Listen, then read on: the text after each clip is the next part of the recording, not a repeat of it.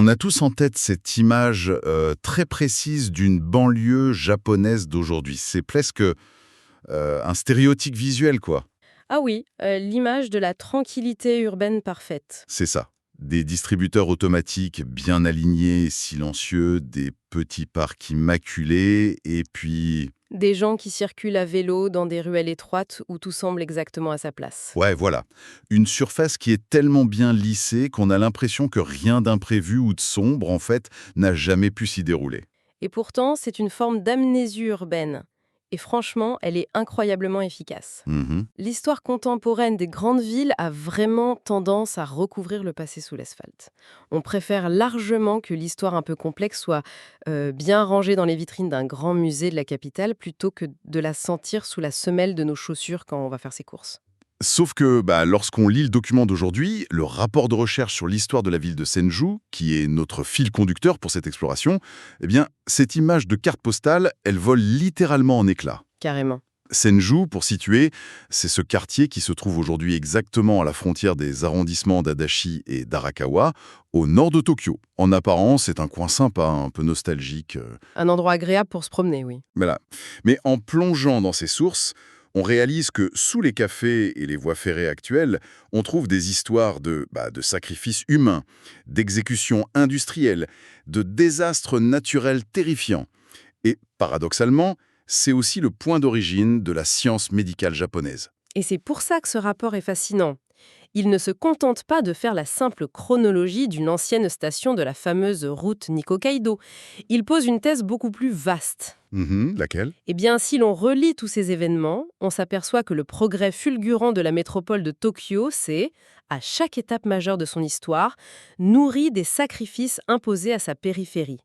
Senju a constamment servi de zone tampon, de laboratoire ou même de fusible en fait pour protéger le centre du pouvoir. Bon, décortiquons tout ça. Puisque Senju a toujours été un espace de transition, la véritable porte d'entrée historique vers Edo, commençons par le seuil physique. Le pont Senjo-Hachi. Exactement. Les documents indiquent qu'en 1594, Tokugawa Ieyasu fait construire ce pont sur la rivière Sumida. Mais à l'époque, faut se rappeler que le Japon n'est pas encore totalement pacifié ni unifié. Absolument pas. Donc, construire un pont de cette ampleur, c'est pas juste de la petite voirie pour aider les marchands locaux à traverser, hein. Ah non, C'est de l'infrastructure géopolitique pure et dure. Ieyasu est en train de consolider son pouvoir à Edo, et ce pont, c'est la grande artère qui pointe directement vers le nord.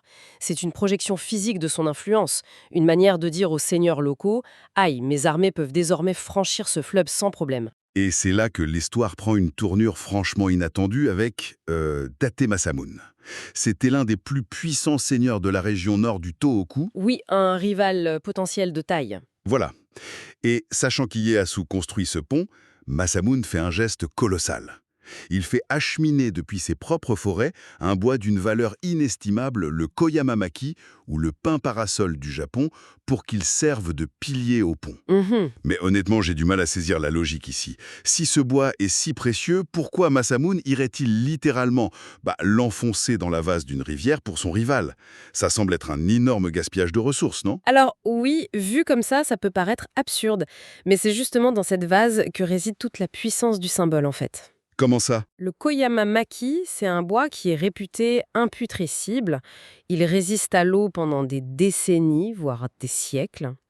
En offrant ce bois très spécifique, Masamune ne fait pas juste un cadeau matériel, il met en scène sa soumission totale. Ah, je vois. Il dit à Ieyasu, en gros, ma loyauté envers votre nouveau régime sera comme ses piliers. Elle ne pourrira jamais. Il accepte publiquement de porter physiquement le poids de la nouvelle infrastructure de son suzerain. C'est fascinant. C'est un peu comme si un rival politique offrait l'acier pour construire la tour Eiffel, juste pour prouver qu'il ne se rebellera pas. C'est une très bonne analogie. C'est de la communication politique par l'ingénierie civile. Et le plus incroyable, c'est que la promesse de ce bois a vraiment tenu bon.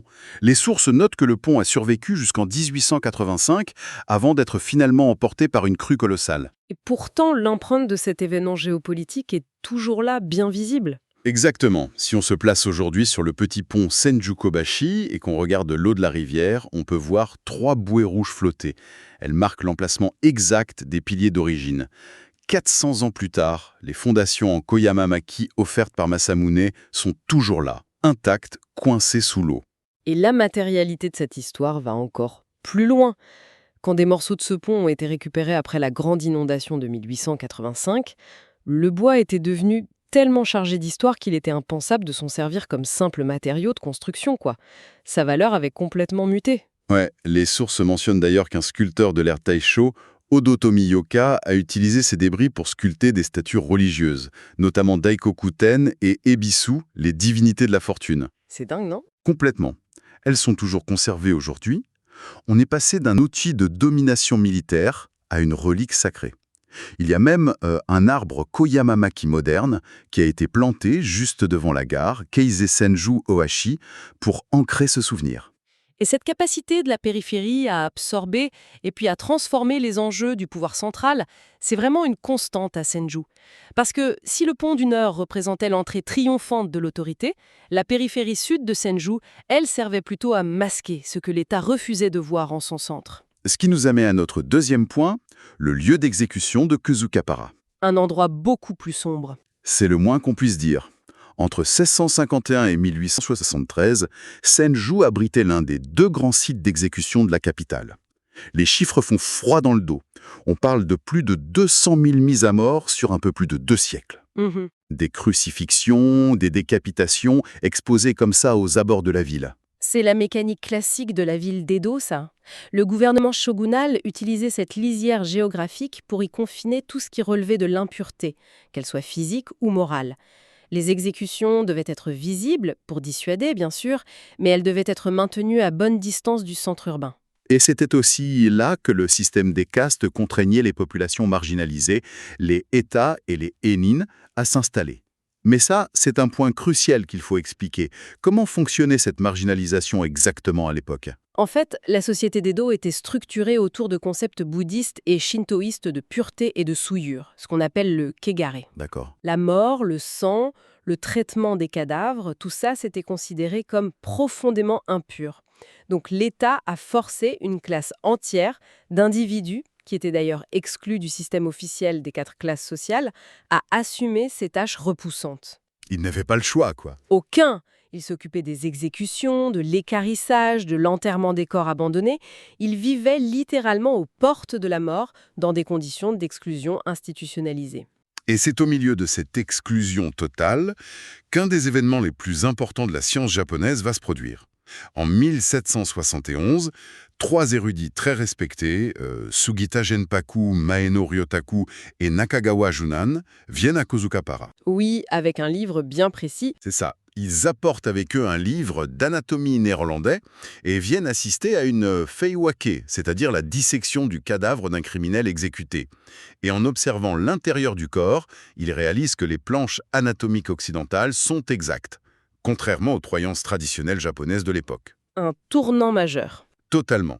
Cela va mener à la traduction et la publication du Kaitai Shinsho, ce qui marque officiellement l'entrée du Japon dans la médecine moderne. Sauf que, voilà, l'histoire officielle a surtout retenu l'image de ces intellectuels éclairés qui découvrent la vérité scientifique.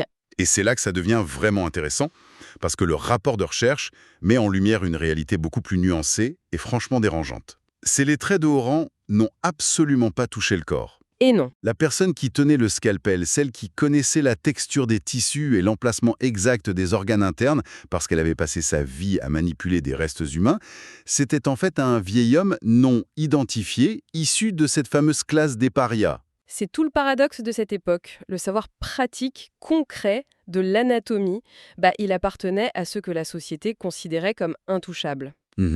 Les lettrés ont apporté le cadre théorique et linguistique, certes, mais la validation empirique a reposé sur l'expertise d'un homme que l'histoire n'a même pas pris la peine de nommer. Les lumières médicales japonaises sont littéralement nées du savoir-faire des plus opprimés sur un champ d'exécution. Et aujourd'hui, quand on visite le secteur près de la gare de Minami-Senju, l'empreinte de cette histoire donne un peu le vertige. Au temple Ekoin, on trouve le monument Kanzo qui célèbre cette dissection fondatrice. Et juste à côté, il y a le temple Onmeji. Ouais, avec le fameux Kubikiri Jizo, le Jizo coupeur de tête. C'est une statue de bronze monumentale de 3,6 mètres de haut, coulée en 1741, avec un visage d'une grande douceur d'ailleurs. Elle a été érigée spécifiquement pour apaiser les âmes des dizaines de milliers de personnes décapitées à cet endroit précis. C'est un contraste fort. Mais ce qui marque le plus, au final, c'est pas le bronze ou la pierre, c'est l'urbanisme moderne. Ah oui, l'intégration de ce lieu de mémoire dans le Tokyo d'aujourd'hui est d'une grande brutalité. C'est choquant. La ligne de chemin de fer JR Joban traverse littéralement ces espaces de mémoire de part en part. Les rails fendent le paysage et le fracas métallique des trains remplis de voyageurs quotidiens résonne en permanence au-dessus des tombes. Il n'y a aucune zone de recueillement silencieuse, quoi. Exactement. Le développement des infrastructures modernes s'est frayé un chemin directement sur la géographie de la douleur ancienne. Ce train, c'est l'illustration parfaite de l'avancée implacable de la métropole. Mais il faut bien comprendre que Senju ne sacrifiait pas uniquement ses morts ou ses marginaux. Tu veux dire l'économie locale, enfin. Voilà. L'économie même du quartier et son effervescence en tant que première station de la route étaient fondées sur l'exploitation d'une autre population, bien vivante celle-là. Le commerce florissait à Senju, c'était vraiment une machine économique vitale pour toute la région. Mais les sources dévoilent le mécanisme caché derrière toutes ces auberges pleines à craquer, le système des Meshimori Onna. C'est un terme assez trompeur d'ailleurs. Oui, parce qu'officiellement, ça désigne simplement des femmes chargées de servir les repas aux voyageurs. Mais en réalité, c'était un euphémisme institutionnel pour désigner des travailleuses du sexe. Le fonctionnement de ces stations de relais exigeait une main-d'œuvre massive pour le divertissement. Les réseaux recrutaient ces jeunes filles, qui étaient souvent des enfants en fait, dans les villages agricoles ruraux frappés par la misère. C'est terrible. Elles étaient vendues par leurs propres parents pour éponger des dettes. C'est un transfert direct de la pauvreté rurale vers le profit urbain. Et les conditions de vie étaient épouvantables selon les documents. Maladies, épuisement, maltraitance, beaucoup mouraient extrêmement jeunes, bien avant d'avoir pu racheter leur contrat.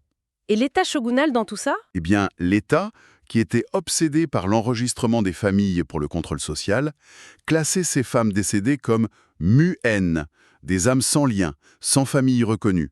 L'État s'en lavait pur et simplement les mains.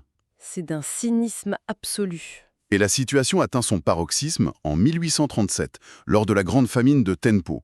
Bien que Senju soit un centre de transit plein de marchandises, l'effondrement agricole pousse des centaines de personnes à venir y chercher de l'aide. 828 personnes meurent de faim ou de maladie directement sur les pavés de la ville. Et face à l'inaction totale de l'administration civile, ce sont les temples bouddhistes qui ont dû absorber la tragédie. Le temple Konzoji, par exemple, a vraiment joué le rôle de dernier filet de sécurité sociale. Ils ont recueilli les corps, c'est ça, hein? Oui, le temple a recueilli et enterré 370 corps de victimes de cette famine. Et ce temple Konzoji, il se trouve aujourd'hui à peine à 3 minutes à pied de la très bouillonnante gare de Kita-Senju. Si on pénètre dans son enceinte, on se retrouve face à 2 immenses tours de pierre de 2 mètres de haut. L'une commémore les victimes de la famine, l'autre est dédiée aux Meshimori Onna. Elles sont toujours là? Oui, sur le socle de cette dernière, la pierre conserve encore les noms gravés des maisons closes de l'époque, comme Daikokuya ou Tsukudaya, et juste au-dessus, d'innombrables noms posthumes de jeunes filles qui s'effacent lentement avec l'érosion climatique. C'est bouleversant, surtout quand on sait que l'organisation spatiale du quartier actuel est l'héritière directe de cette époque. C'est ce qui rend l'expérience si troublante quand on s'y promène aujourd'hui. À côté du temple, il y a ces petites ruelles étroites, très prisées, qu'on appelle les ruelles de la soif, les yokocho. Pleine de petits bistrots sympas, les izakayas. Et ça. Et ces ruelles ont conservé exactement les mêmes dimensions, le même tracé qu'à l'époque d'Edo, quand elles abritaient les maisons closes. La géométrie de la fête contemporaine se superpose millimètre par millimètre à la géométrie de l'exploitation historique. Et cette plasticité de Senju, cette habitude à fournir de l'espace et de la main-d'œuvre sacrifiable, ça explique très logiquement pourquoi le quartier va devenir l'épicentre du grand bouleversement suivant. Tu parles de la révolution industrielle. Exactement. Quand l'ère Meiji commence à la fin du 19e siècle, le Japon réalise qu'il doit s'industrialiser à marche forcée pour tenir tête aux puissances occidentales. L'État ne demande plus seulement à Senju de gérer le trafic ou d'absorber la misère, il lui demande de changer la nature même de la nation. En 1879, le gouvernement implante donc à Senju la Senju Seijusho, la toute première usine nationale de laine. Et honnêtement, quand j'ai lu ça dans le rapport, j'ai trouvé le choix étrange. Pourquoi, tiens ? Pourquoi implanter une industrie lourde totalement étrangère à la culture japonaise qui s'habillait de coton et de soie, à l'époque dans ce qui était fondamentalement un grand village de marchands? La réponse se trouve dans un mélange de logistique et d'idéologie.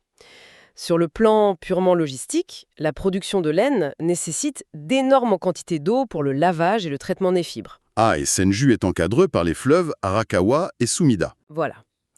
Et sur le plan idéologique, le Japon déploie sa fameuse politique du Fugoku Kyohei. Un pays riche, une armée forte. Pour avoir une armée moderne qui ne soit pas méprisée par l'Occident, il faut des uniformes à l'occidental, et donc des manteaux en laine épaisse. Senju devient littéralement le moteur thermique de la militarisation japonaise. Le choc visuel pour les habitants de l'époque a dû être inouï. En quelques années, des cheminées de briques géantes se mettent à cracher de la fumée noire sur des toits traditionnels en tuiles. Une vraie forteresse industrielle. Des milliers d'ouvriers sont happés par cette machine pour tisser les uniformes qui habilleront les soldats des guerres sino-japonaises et russo-japonaises. C'est l'intrusion de la modernité industrielle par la force étatique, ni plus ni moins. Senju cesse d'appartenir à ses habitants ou aux voyageurs. Son espace est réquisitionné pour devenir un rouage de la machine de guerre impériale. Bon, l'usine, immense, a depuis longtemps disparu. Le site a été privatisé, transformé en stade de Tokyo, puis finalement rasé pour construire des habitations contemporaines. Mais au milieu de cet aménagement urbain ultra-moderne, il y a un vestige qui refuse de céder. Le fameux mur. Ouais. Si on marche juste à côté du collège numéro 1 d'Adachi, on tombe soudain sur un mur. Un mur de briques rouges, d'environ 3 mètres de haut et extrêmement long. Il se dresse là, massif, juste à côté de la cour de récréation. Il faut bien comprendre que la brique rouge, dans le Japon de l'ère Meiji, c'est l'importation architecturale par excellence. C'est pas du tout traditionnel. Pas du tout. C'est le matériau de l'Occident, de la solidité industrielle, du gouvernement central. Voir ce mur cicatriciel survivre à côté d'une école, c'est lire directement dans le tissu urbain la violence de cette transition japonaise. C'est l'intrusion littérale de la machine de guerre dans un espace devenu aujourd'hui innocent. Et d'ailleurs, cette logique d'expropriation par l'État va trouver son expression la plus colossale lors de notre dernière étape. Parce que transformer l'économie et militariser le paysage, ça ne suffisait apparemment pas. Non, clairement pas. Face à la force de la nature, l'État a fini par décider qu'une partie entière de Senju devait tout simplement être effacée de la carte. L'événement déclencheur, ce sont les inondations désastreuses de 1910. Les fleuves de la région sortent de leur lit et engloutissent une vaste partie de Tokyo. L'impact est dévastateur. Les sources parlent d'un coût équivalent à 1,7% du revenu national de l'époque. C'est énorme. Et face à cette vulnérabilité inacceptable pour une capitale en pleine expansion, le gouvernement prend une décision d'ingénierie titanesque. Le canal de dérivation d'Arakawa. C'est ça. Creuser une rivière artificielle géante de 22 km de long pour dévier les crues loin du centre politique et économique. Quand on examine comment ce canal a été creusé entre 1911 et 1930, les chiffres donnent le vertige. Nous sommes au début du XXe siècle. Il n'y a pas la machinerie automatisée d'aujourd'hui. Non, c'était surtout de la force humaine. Les archives parlent de 3,1 millions de travailleurs mobilisés sur 20 ans. Il y avait des dragues à vapeur, des petits chemins de fer, mais surtout des millions de bras avec des pelles et des paniers pour déplacer la terre. 22 personnes sont mortes sur le chantier d'ailleurs. Ouais. Mais le plus glaçant, je trouve, c'est le coût pour le quartier lui-même. 1300 maisons ont dû être détruites pour laisser la place au tracé du canal. Et le tracé ne s'est pas fait dans des champs de vide. Il a sectionné des communautés vivantes. L'État a tracé une ligne sur une carte et tout ce qui s'y trouvait a dû disparaître. C'est de la chirurgie urbaine pure et dure. C'est l'exemple ultime du sacrifice de la périphérie. On ampute une partie de Senju pour garantir que le cœur financier de Tokyo reste au sec lors de la prochaine tempête. Cela soulève une question importante sur la confrontation entre la raison d'État et le chagrin local. Exactement. Le rapport raconte d'ailleurs la tragédie de la famille Suzuki pour illustrer ça. C'est poignant. Oui, les Suzuki cultivaient la terre à Senju depuis la fin du XVIe siècle. 11 générations successives ancrées au même endroit. Et en quelques mois d'expropriation, leurs 400 ans d'histoire ont été rayés de la carte. Forcé de quitter ses terres, le chef de famille a érigé un monument en pierre, le Kankyūi, ou monument de la nostalgie, pour pleurer la noyade définitive de l'héritage de ses ancêtres. Et ce monument est fondamental pour comprendre la tension de l'urbanisme.